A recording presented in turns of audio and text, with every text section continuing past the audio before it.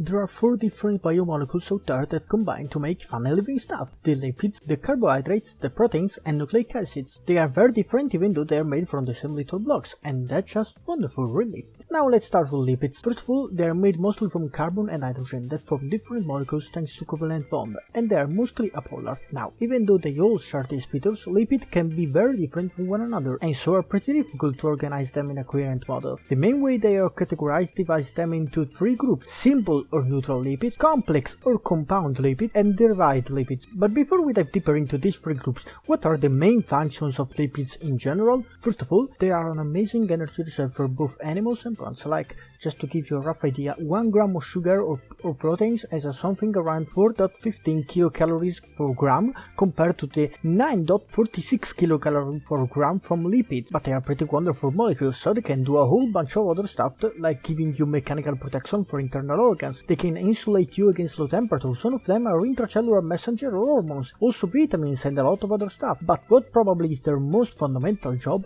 is to build every single cell membrane, the real solid limit between different cells and also between organelles and cytoplasm. So they do a lot of good stuff, right? But it's not like every lipid can do any one of those jobs. That's why we categorize them. Simple lipids are esters, a certain type of molecules of fatty acids and alcohol, and they're made up of carbon, hydrogen and oxygen. We can make another difference and call them waxes or glycerides. Waxes are components of a lot of living beings. They are made of fatty acids, which are a kind of lipids with an apolar tail and a polar head. The waxes can be found on the skin, fur and feathers, but also over leaves and fruits and a lot of insects. That's because they are hydrophobic and so makes all of the surfaces impermeable. But glycerides are even better. How is that possible? Well, that's because they are a little different and made from glycerol, which is an alcohol with 3 carbon atoms and 1 to 3 fatty acids, making what we call mono, di or triglycerides. These last ones are the most abundant lipids found in nature, making what we call fats, when they are made of saturated fatty acids, and oils when they are made of unsaturated fatty acids. And just like you're probably guessing, these are the ones that are useful both as insulators and as energy reserve.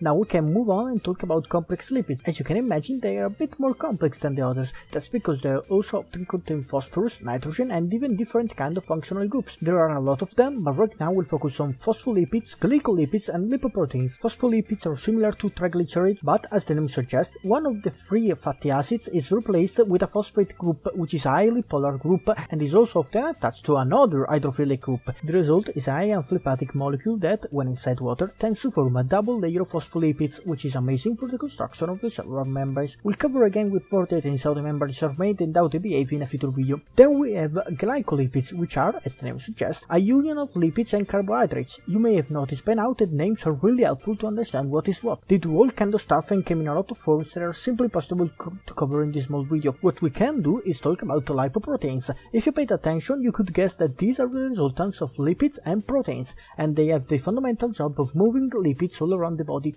Now, that's possible because they are made from polar lipids, which allows them to move around thanks to body fluid. There are 5 of them and they are classified based on density. Chylomicrons are found in the plasma after we ate fats. They move them all around the body to every cell that needs them. The very low density lipoproteins move triglycerides from the liver, where they are made, to the rest of the body. The low density lipoproteins move the cholesterol from the liver, where it is mostly made, to all of the other tissues. If there are too much of it, then it ends up being deposited over the surface of arteries, where it can be accumulated in dangerous quantities. That's what we call bad cholesterol.